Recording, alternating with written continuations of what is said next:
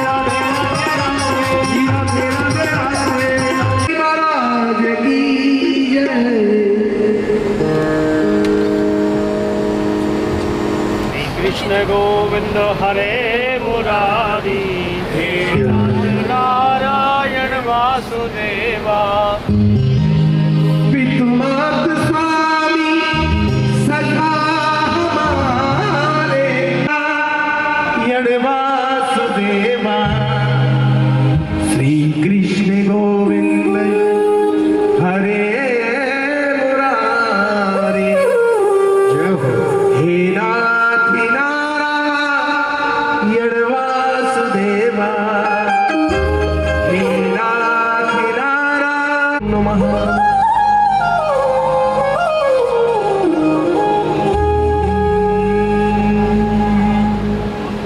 नमो अनंताय सहस्रमूर्ति पुरुषाय शाश्वते सहस्रकोटि युगधारणे नमः मंगलम भगवान कृष्णात् परम किमपि तत्त्वमहि न जाने गुरुर्ब्रह्मा गुरुर्विष्णु गुरुर्देवो व्याप्तं येन चराचरं तत्पदं दर्शयामि जहाँ विराजे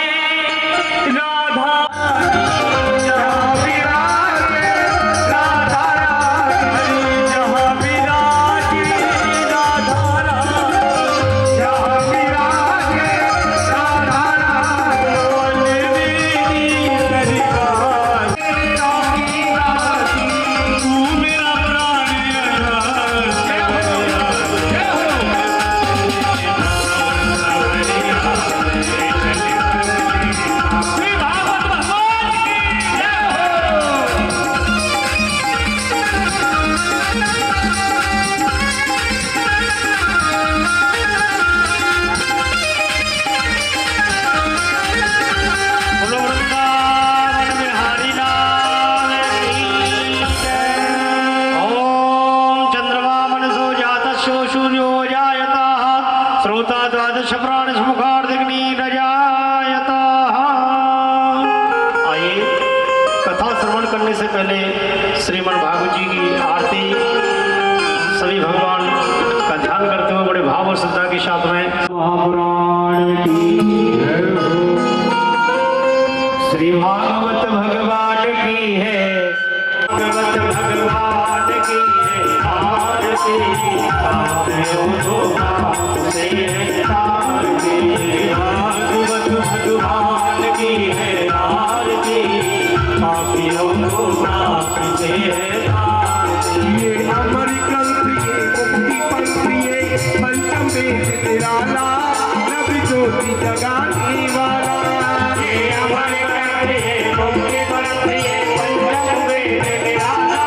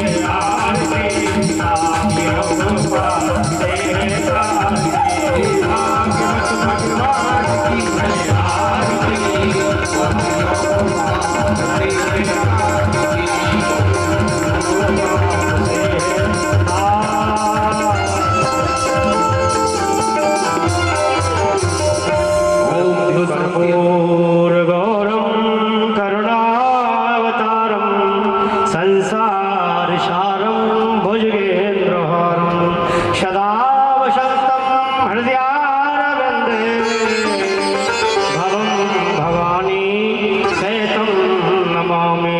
त्वमेव माता च पिता त्वमेव बन्धु च सखा त्वमेव। हर हर महादेव। सभी माताएं अपना स्थान ग्रहण करें, भाई लोग भी अपना स्थान ग्रहण करें और आपके पास में आरती आएगी, सभी लोग आरती लेंगे।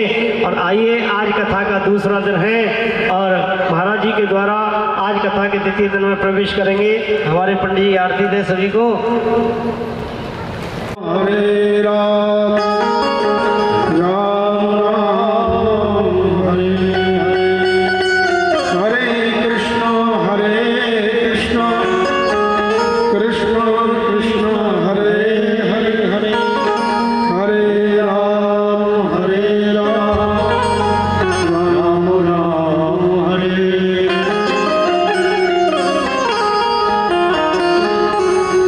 वृंदावन बिहारी लाल की जय। श्री राधे श्री राधे जय श्री राधे। संकीर्तन करें और फिर भगवान की कथा का आनंद लेते हैं। जय जय राधा जय जय राधा रमण हरि बोल।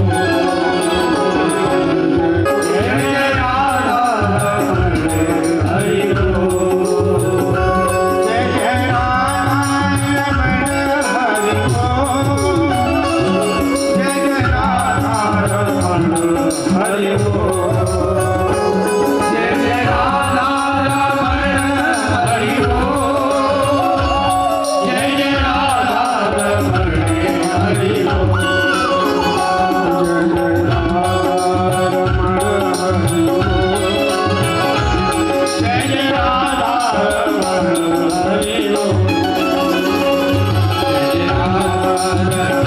जय जय बोल।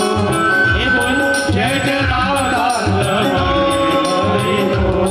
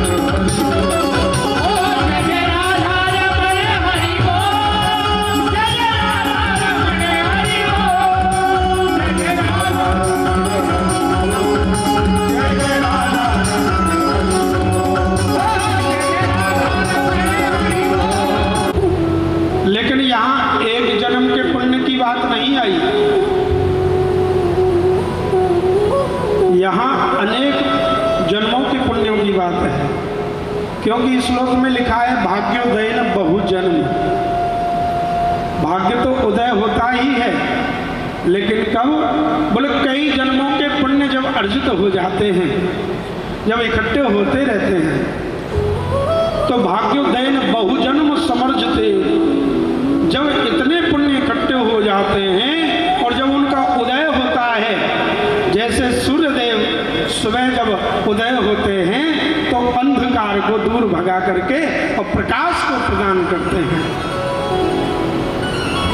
ऐसे ही पुण्य जब अर्जित हो जाते हैं, इकट्ठे हो जाते हैं, और जब उनका पुण्य उदय होता है तो जीवन में हमें भैया शिव पुराण हो, देवी पुराण हो या अन्य कोई ग्रंथ है, उनमें प्रारंभ में कोई ना कोई देवता की स्तुति है। लेकिन भगवान की कथा, भागवत कथा एक ऐसा ग्रंथ है, प्रारंभ में इस ग्रंथ में किसी देवी देवता की स्तुति नहीं है। जन्मायादयस्य यत्रोन्व्याद्यस्वरार्थे स्वयस्ववारी मृदां यथा विनिमयो यत्र सर्गो मृषा धामना स्वेन सदा निलस्त कुहकम सत्यम परम धीमहि। इस ग्रंथ में केवल स्तुति सत्य की गाई गई है। जहाँ सत्य है वहाँ ईश्वर का वास है, वहाँ ठाकुर जी का वास है।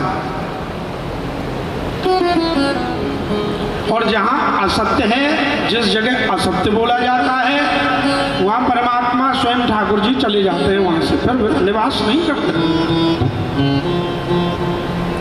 धर्म नदु सरस्वती समाना आगम निगम पुराण बताना, रामचरितमानस में लिखा हुआ है।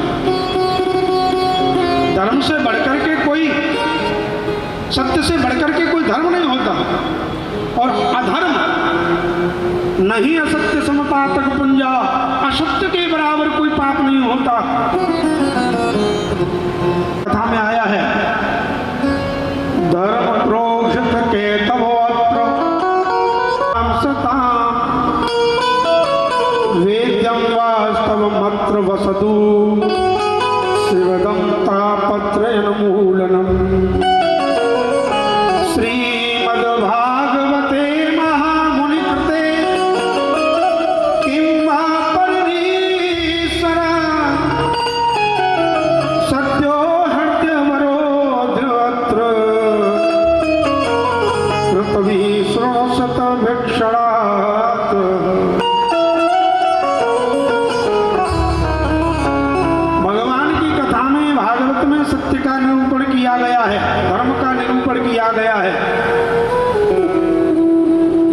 जो सबसे पहली चर्चा हुई है नैमिषारण्य तीर्थ में हुई है। सुखदेव जी महाराज परीक्षित को सुना रहे हैं, इधर मैत्रेय जी स्वयं मैत्रेय जी कथा सुना रहे हैं विदुर जी के लिए।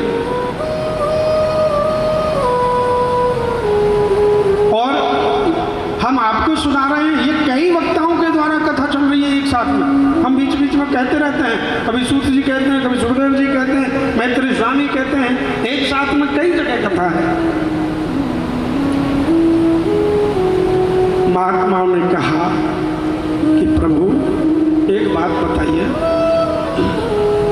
क्या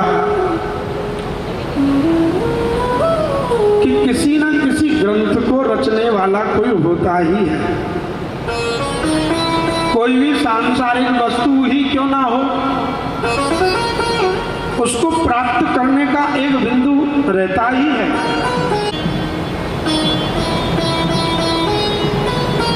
ये पृथ्वी पर धर्म ग्रंथ भागवत कथा कैसे आया?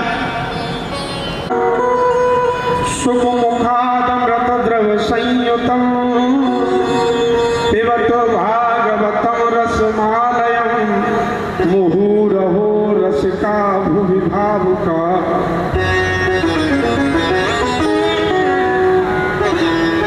तो ये भागवत ग्रंथ कैसे नीचे आया?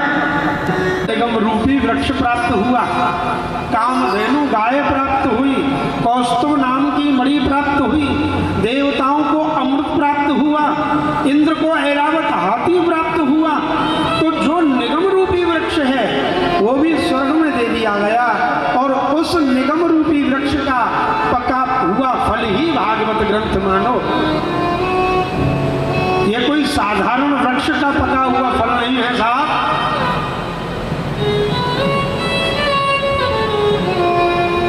बड़ी बढ़िया बात कही है। निगम कल्प तरोर गलतम फलम, ये निगम रूपी वृक्ष का पका हुआ फल भागवत ग्रंथ। लेकिन महाराज एक बात तो बताइए, जब किसी वृक्ष पर फल लगता है तो फल को नीचे गिरने के कई कारण हो सकते हैं। या तो फल अधिक पक जाए तो डाली से नीचे गिर जाता है, या फिर फल को कोई तोता जाकर के झूठा करे अपनी चोंच से कुतरने लग जाए तो भी फल नीचे गिर जाता है।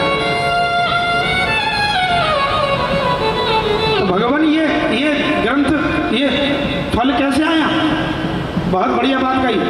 बोलो सुनो भैया, सुख मुखाद द्रव संयुतम। सुख माने तोता, एक तोता की चोंच लग जाने से ये फल नीचे गिर गया। और बड़े विचार की बात है, आप कभी आम के पेड़ के नीचे जाओ या अन्य कोई फलदार वृक्ष के नीचे जाओ बगीचे में, हमारे साथ में एक दो व्यक्ति और हों तो बगीचे में जाकर के फल पड़े हुए हैं पेड़ों के नीचे, तो कोई कोई फल ऐसा दिखता है जो तोता का झूठा होता है। तो आप लोग क्या कहते हैं, अरे भैया देखो फल बड़ा सुंदर है, अरे बड़ा मीठा होगा, अरे उठा लो और खा के देखो निश्चित मीठा होगा। दूसरा वाला कहता भैया तुझे कैसे पता है? बिल्कुल पता है। क्यों? क्योंकि तोता का झूठा फल गिरा हुआ भैया, और तोता के झूठा फल कभी खट्टा नहीं होता। अब ये तो साहब हमें भी नहीं पता है कि तोता चोंच लगाता ही उसमें है जो मीठा होता है, या फिर ऐसा भी हो सकता है कि तोता की चोंच लग जाने से खट्टा फल भी मीठा हो जाता। अब ये तो तोता जाने भैया, लेकिन मीठा हो जाता है, ये पक्की बात है। वो फल कभी खट्टा नहीं होता। तोता की चोंच लग गई तो वो फल कभी खट्टा नहीं। इस बात को, आज इस कथा को न जाने सदियों बीत गई, न जाने कितने वर्ष बीत गए कथा को, हजारों वर्षों से ये कथाएं चली आ रही हैं और आपने भी जीवन में अनेक कथाएं सुनी होंगी।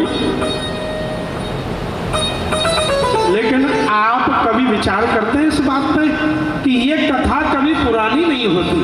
बोलो राधे राधे। ये भगवान की कथा कभी पुरानी नहीं हुई है और न होगी। आज यहाँ सुन लो, 5 दिन बाद मालूम पड़ेगा हमारी कॉलोनी में कथा हो रही है, आप वहाँ भी जाएंगे। फिर मालूम पड़ेगा महीने पीछे फिर कोई दूसरी कथा हो रही है, वहाँ भी जाओगे। लेकिन कथा को नित्य आनंद में, नित्य स्वाद में हम ग्रहण करते हैं। तो महीने बाद भी दोबारा वो फिर टेलीविजन पर आ जाए तो आप देखने के इच्छुक नहीं रहेंगे। 6 महीने में भी दोबारा आ जाए तो भी इच्छा नहीं रहेगी। लेकिन भगवान की कथाएं बार बार जीवन में आती हैं, लेकिन हमारा मन बार बार कहता है ये कथा पुरानी नहीं है, ये कथा नई है, ये कथा नई है, इसलिए हम बार बार सुनते हैं।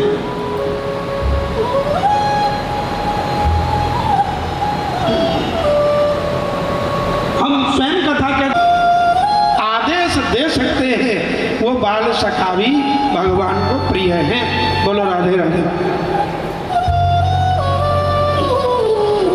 लोग अभी उससे परिचित नहीं हैं।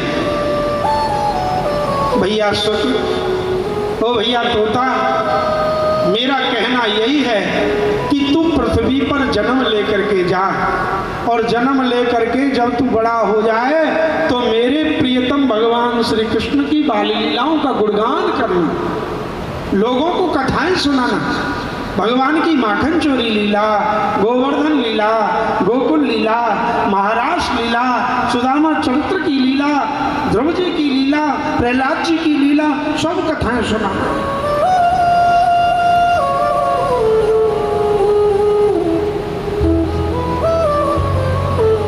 तोता बोला श्री राधा रानी चलो तो जाऊंगा, लेकिन गड़बड़ी एक है जाएगी। बोले क्या? बोले जन्म लूंगा पृथ्वी पे तो राधे राधे तो पीछे पीछे झपकूंगा, लेकिन भगवान की माया अपने कब्जे में पहले ले लेगी। यालिए में जन्म ना लूंगा। राधा रानी बोली, अरे तू जा तो सही, मेरी तेरे ऊपर कृपा है। अरे तू जाना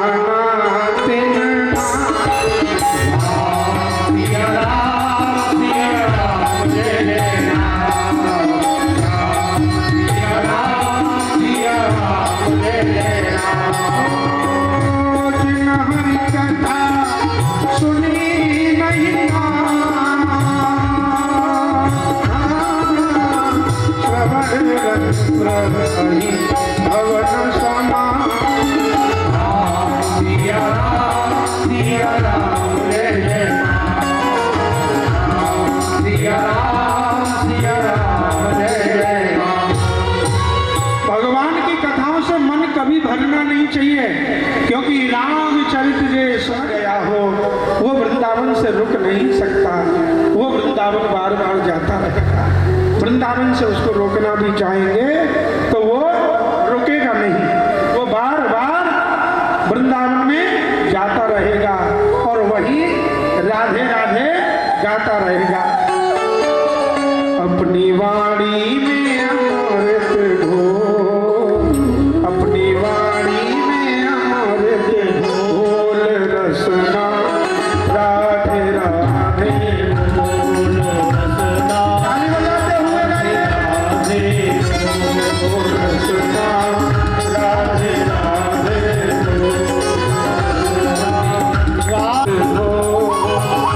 अपनी वाणी में अमृत घोल रसना राधे राधे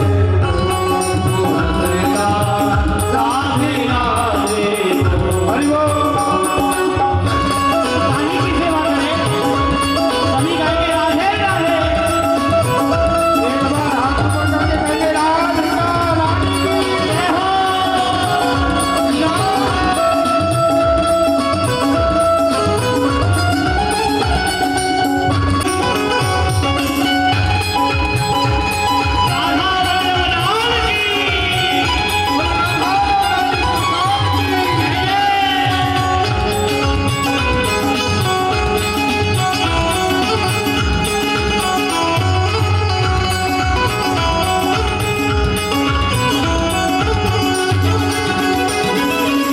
राधा जी परेशानी आई, राधा जी ब्रस भान दुलारी, राधा जी ब्रज भाग दुलारी, ब्रस भान दुलारी।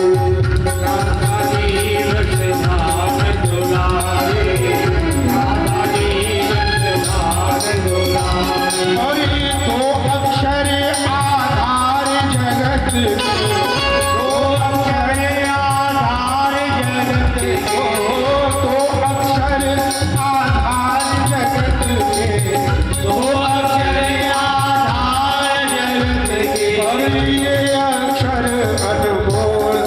अपनी वाणी में अमृत घोल, अपनी वाणी में अमृत घोल रसना राधे राधे बोल रसना राधे राधे बोल। आके बिहारी लाल की जय हो।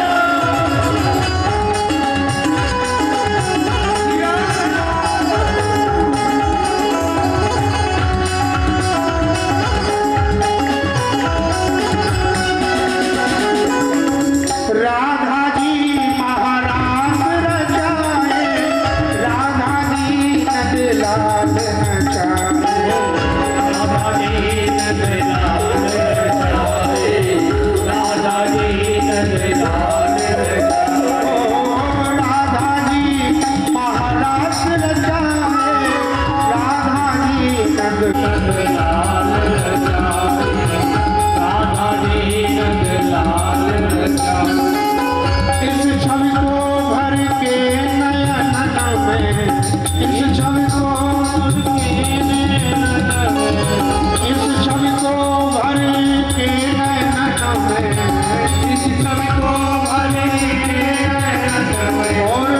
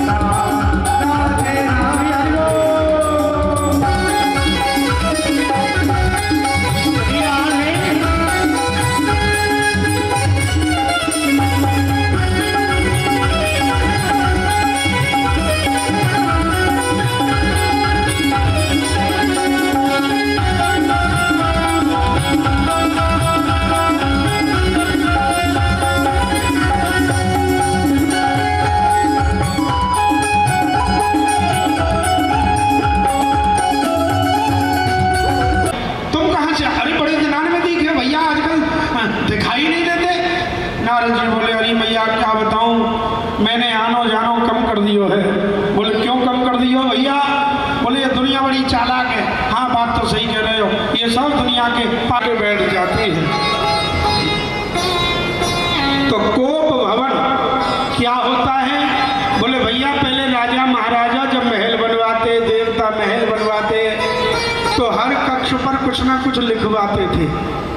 भाई ये रसोई घर है, ये बैठने वाला स्थान है, ये सोने वाला कमरा है। तो एक कक्ष पर लिखा होता था कोप भवन। ये कोप भवन क्या है? बोले भैया कोप भवन माताओं के, स्त्रियों के रूठने की जगह होती थी, ये कथा में लिखा है। कोई प्रेम से बोलो राधे राधे। क्या है कोप भवन? बोले स्त्रियों के रूठने की जगह।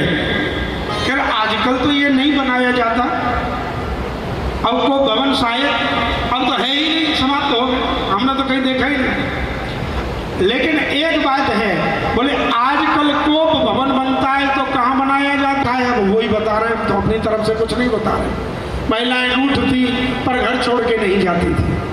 2-5 दिन लड़ाई झगड़ा होता था छोटा मोटा। नारद का उसने आकर के मेरी आंखों को खोल दिया। शंकर जी बोले आंखें तो खोली पर कुछ ज्यादा ही खोल के चला गया है। अरे धीरे से ही बता दो महाराज, ये बताओ जो मुंडों की माला है, ये मुंडों की माला किसकी है? ये मुंड और किसी के नहीं थे, ये मुंड पार्वती जी के ही थे। इसलिए ये बात कभी नहीं बताई। ज्यादा हट करने लगी तो बताना ही पड़ा। ये मुंड हाँ तुम्हारे ही है देवी, तुम आदि शक्ति स्वरूपा जगदम्बा हो, जगत की माता हो, रूप परिवर्तित करती हो, कभी काली का रूप ले लेती हो, कभी दुर्गा स्वरूप हो जाती हो, कभी वैष्णो रूप धारण कर लेती हो, कभी ज्वाला जी का रूप धारण कर लेती हो, तुम ही कभी सती बन जाती हो, कभी पार्वती बन जाती हो, कभी चिंतपूर्णी के रूप में आ जाती हो। हर रूप को स्मरण करने के लिए मैं हर रूप के उस मुंड को अपनी माला में धारण कर लेता हूँ। क्यों? क्योंकि मुझे तुम्हारे हर स्वरूप प्रिय लगे और हर रूप को स्मरण करने के लिए ये मुंड धारण मैंने कर लिए। पार्वती जी बोली महाराज एक बात बताओ, कितने मुंड? बोले 108। इसका मतलब मैं 108 बार पैदा हुई और मर गई। लेकिन गजब की बात महाराज, तुम एक भी बार नहीं मरे। शंकर जी बोले देवी हमने एक अमृत पी रखा है। नारद जी तभी तो कह रहा था कि सब लोग झूठे हैं, ईर्ष्यालु हैं, मिथ्यावादी हैं।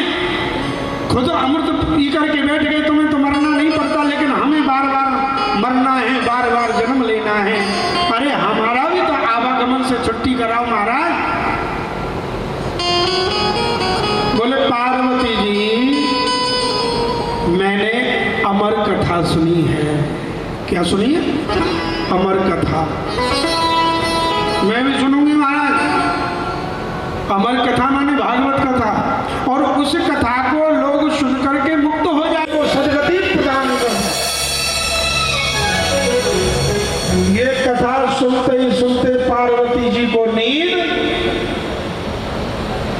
भागवत नींद, और शंकर जी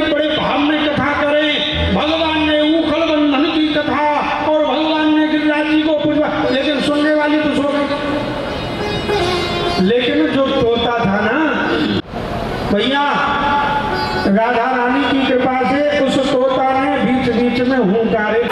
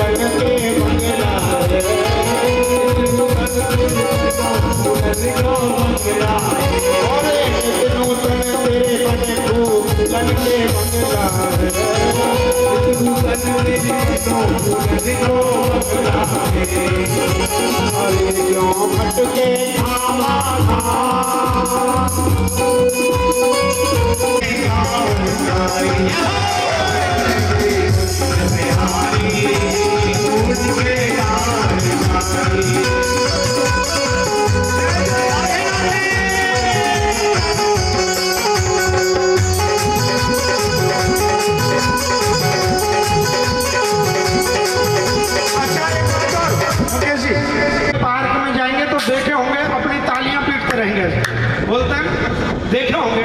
अब किसी से हमने पूछा तो भाई जब वहाँ सवेरे सवेरे हम, और वहाँ तो हल्के ही, अगर यहाँ जोर जोर से बजाएंगे तो क्यों हमारा ब्लड प्रेशर भी तो लेवल पे आ सकता है।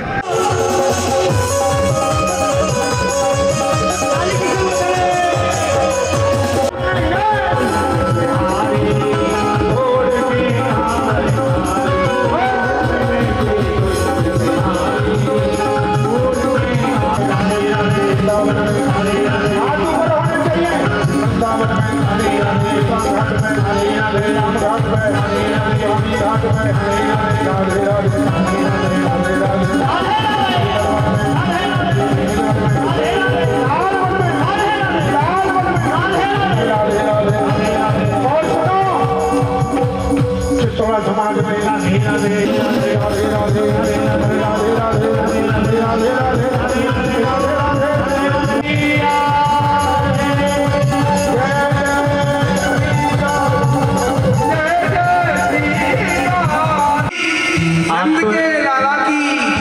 आज वैसे चित्तौड़ा महिला जागृति बोले देवी ठाकुर जी पे विश्वास रखें, ईश्वर हमारे यहाँ जरूर कोई ना कोई भक्त बालक को भेजेंगे जन्म लेकर के। इतना कहते कहते विटका देवी अपने घर के कार्य, आश्रम के कार्य करने लगी और उबासी आ गई।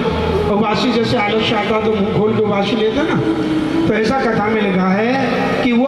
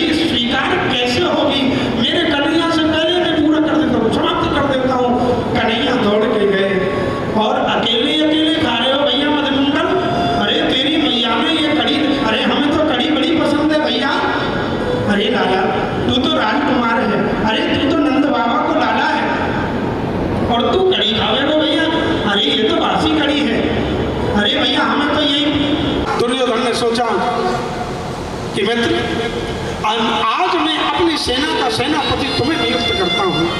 केवल एक कृपाचार्य बचे हैं।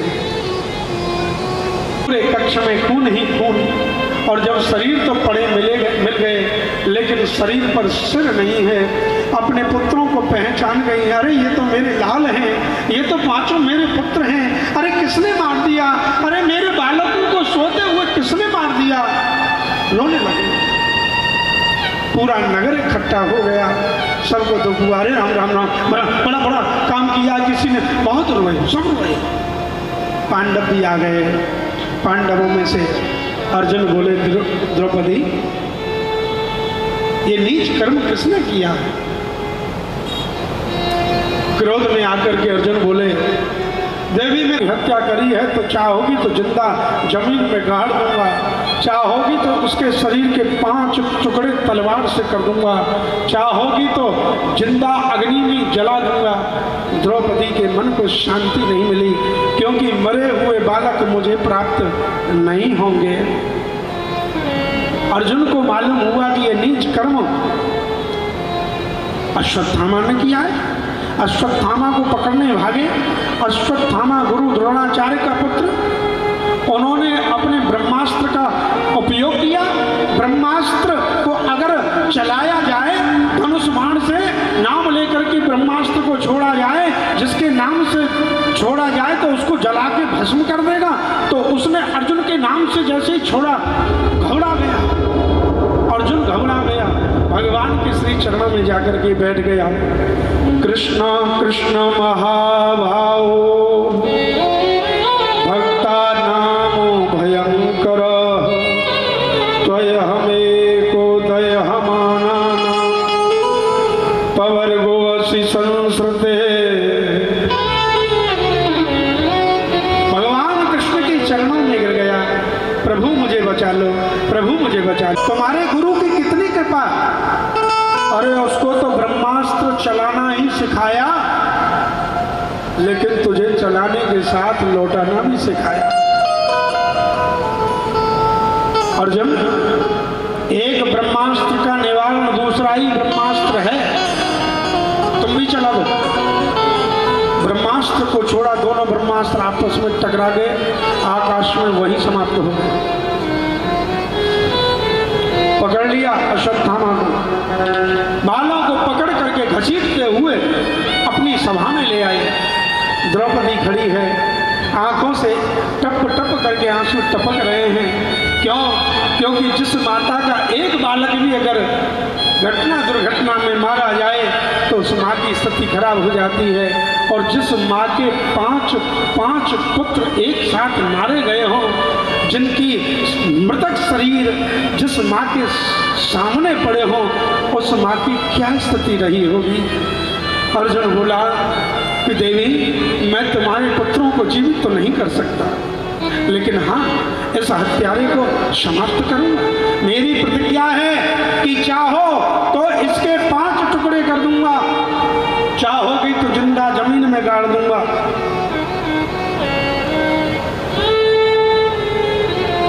देव देव जगत्पते नान्यं तद भयं पश्ये यत्र मृत्यु परस्परम। महाराज मुझे बचा लो, मेरे इस गर्भ के बालक की सुरक्षा करूंगा। भगवान गए और कहा, अरे उत्तरा, अपनी आंखों को बंद करके अपने बालक का स्मरण तो कर। जैसे उत्तरा ने अपने बालक प्रवेश किया और भगवान गर्भ में जाकर के 4 भुजा रूप में प्रकट हो गए और गर्भ की सुरक्षा करी।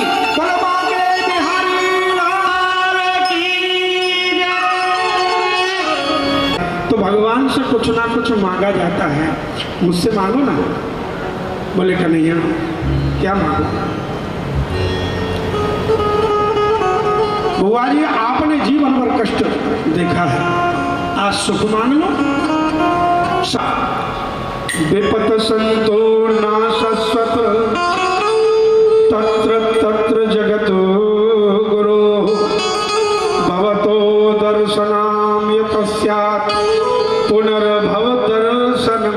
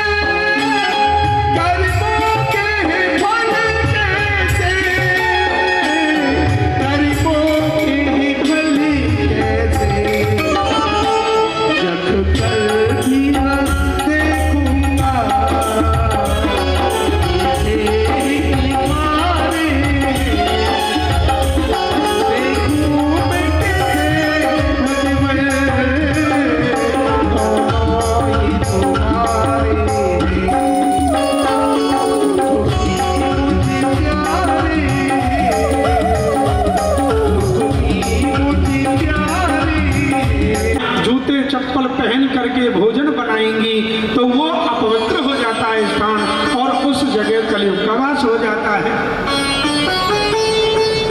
जिस जगह माताएं महिलाएं भोजन बनाते बनाते अगर टीवी ऑन कर दें और सीरियल देखती रहें या कोई पिक्चर देखती रहें, सांसारिक कोई कहानी देखती रहें, नहीं खाते हैं पूड़ियाँ, लेकिन भंडारे की ओहो बड़ा स्वाद। क्यों? क्योंकि वो प्रसाद है, वो प्रसाद है, उसको भगवान से जोड़ा गया है। इसलिए जो भोजन होता है अगर ठाकुर जी से जोड़ करके परिवार वालों को खिलाया जाएगा तो उसका स्वाद तो बढ़ेगा ही, लेकिन बुद्धि भी पवित्र हो जाएगी।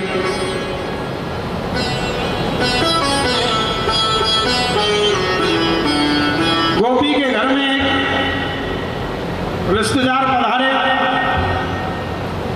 भोजन बनाती रही, खीर बनाई, गलती से कृष्ण कृष्ण याद करते करते शक्कर की जगह नमक डाल दिया खीर में।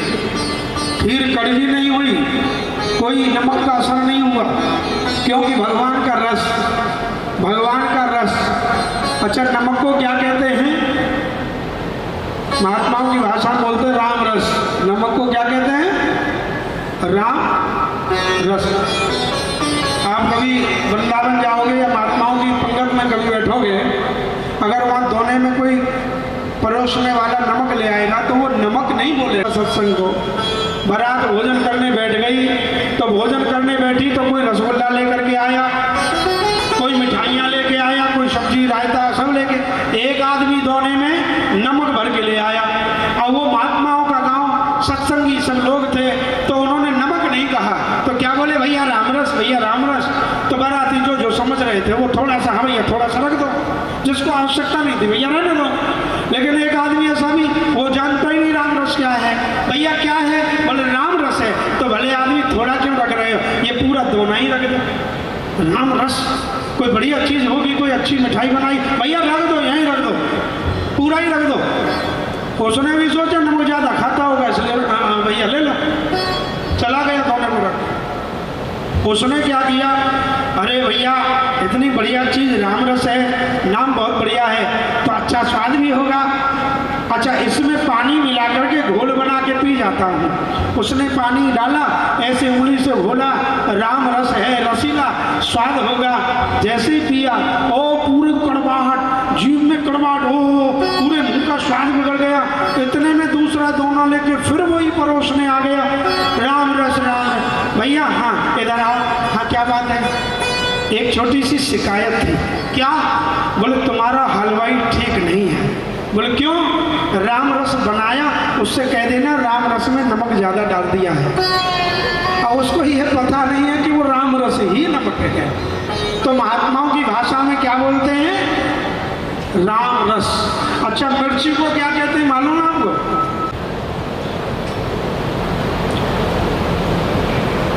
मिर्ची को कहते हैं लंका। क्या कहते हैं? नहीं ऐसा नहीं, आप कभी जाके देख लेना, कोई आश्रम लंका मांगना तो मिर्च लेके आ जाएगा, राम रस मांगना तो नमक लेके आ जाएगा।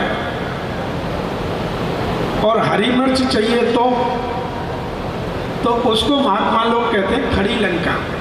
क्या कहते हैं?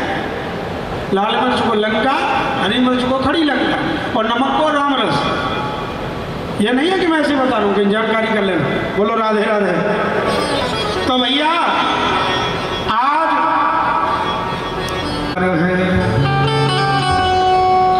अरे विदुर जी हम तो भाव के भूखे, अरे भगवान माखन मिश्री खाओ। माखन मिश्री का भोग लगाया तो कहा कि काका जी जो स्वाद उन छिलकाओं में था वो स्वाद इस माखन मिश्री में नहीं है। और आगे विदुर जी को उपदेश करके मैत्रेय महाराज के आश्रम में भेज दिया, जहाँ भगवान वाराह की कथा सुनाई गई।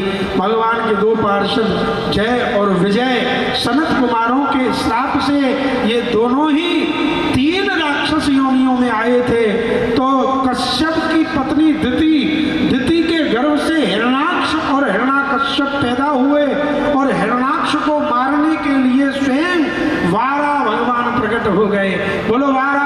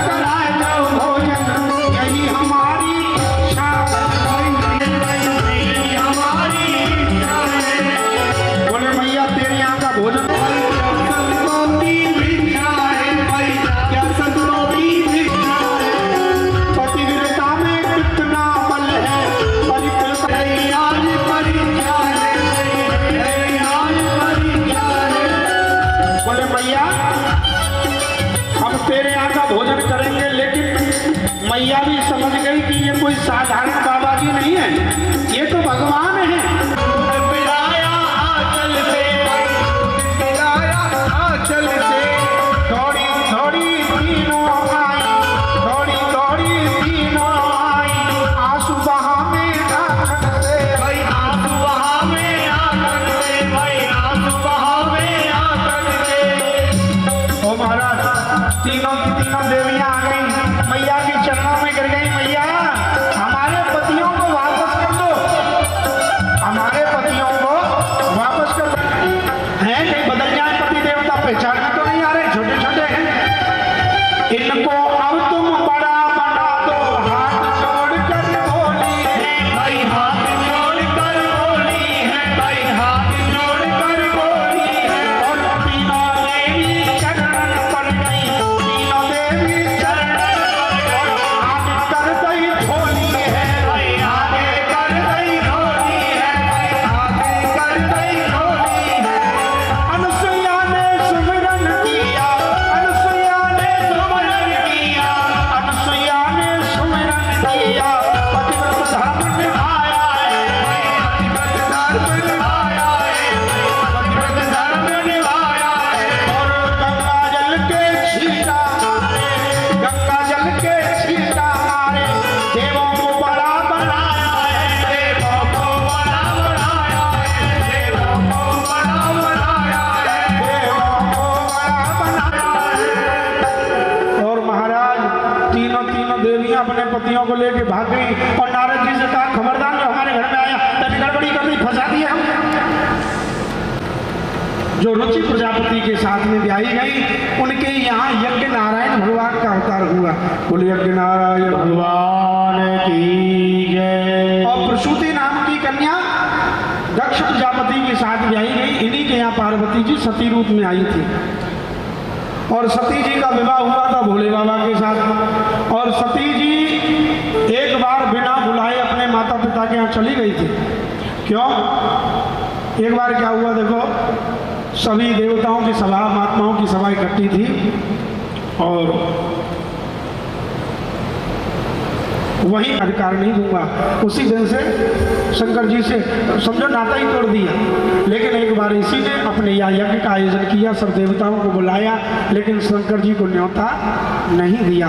देवता जाने लगे, लेकिन आज विचित्र स्थितियां बनी जाती हैं। किसी को न्योता मिल जाए कॉलोनी में और एक पड़ोसी को ना मिले तो बार बार पड़ोसी क्या करेगा, भाई साहब चल नहीं रहे हो, दावत का टाइम हो गया है, तो बार बार, बल्कि मालूम होता है कि इनको न्योता नहीं है, फिर भी भाई साहब चल नहीं रहे, 8 बजे का टाइम है, 8:30 बज गए, और वो कैसे कहे कि भैया न्योता ही नहीं आया। तो वही शंकर जी से क्या कहने लगे देवता, चल नहीं रहे हो ससुराल, यज्ञ है। शंकर जी बोले तुम चलो हम आ रहे हैं। अब ये तो नहीं कह रहे हमको बुलाया ही नहीं, लोग हंसेंगे, ससुराल वालों ने नहीं बुलाया। देखो कमाल की बात। सती बोली महाराज ये सब कहाँ जाए, तुम्हारे पिता के यहाँ। क्यों? यज्ञ। अरे महाराज फिर तो हम भी चले। नहीं। क्यों? आव नहीं, आदर नहीं, नैनन नहीं स्नेह, तुलसी कहाँ न जाइए कंचन बरसे में। बिना बुलाए नहीं जाना चाहिए। सती पीहर जाओ न सा। अरे दक्ष प्रजापति, जिस शिव का तू अपमान करता है वो शिव महाकाल है और तू शिवद्रोही हो गया, तेरा यज्ञ सफल नहीं हो सकता। इतना कहते हुए यज्ञ कुंड में कूद गई और शंकर जी को मालूम हुआ वीरभद्र नाम का राक्षस विहारिकम लिंगम पाताल हाटुकेश्वरम मृत्युलोके महाकालम वीयलिंगम नमोस्तुते। शंकर जी ने जाकर के विवाह को पूरा करवाया और पूरा विवाह संपन्न, यज्ञ संपन्न हुआ। और यज्ञ को संपन्न करा करके यही सती जब अवतरित होती हैं हिमालय राज के यहाँ, उनकी पत्नी मैना देवी के यहाँ पार्वती रूप में। बोलो पार्वती मैया की जय। और पार्वती जब रूप में आई तो शंकर जी के साथ में जिनका विवाह हुआ था पार्वती जी का, और छोटी थी ना तब, पार्वती जी शिवलिंग की पूजा करती हैं, जल चढ़ाती, दूध चढ़ाती, भगवान भोलेनाथ का श्रृंगार करती थी।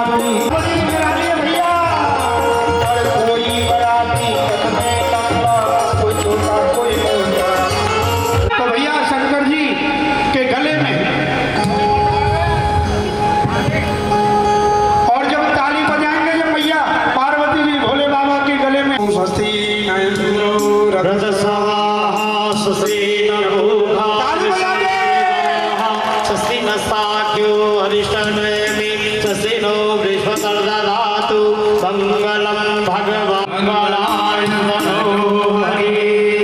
ओम प्रियम। शंकर भगवान का विवाह हुआ, इसमें कन्यादान होता है। आपको जो भी कन्यादान करना है अपने हाथ में ले ले, मैं संकल्प बोलूंगा और जो भी आप इनके निमित्त छोड़ेंगे तो आपके साथ में पास में संभव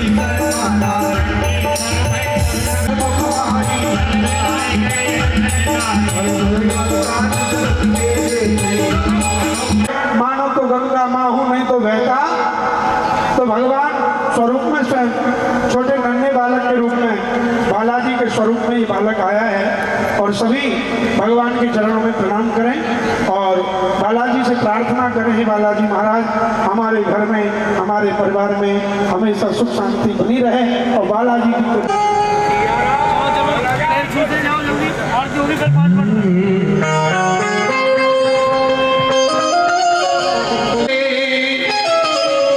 और झूले शंकर त्रिपुरारी और राधा रानी भाव श्रद्धा से भगवान की आरती गाएंगे। पहले भागवत जी की, उसके बाद हनुमान जी की भी आरती। ओ स्वामी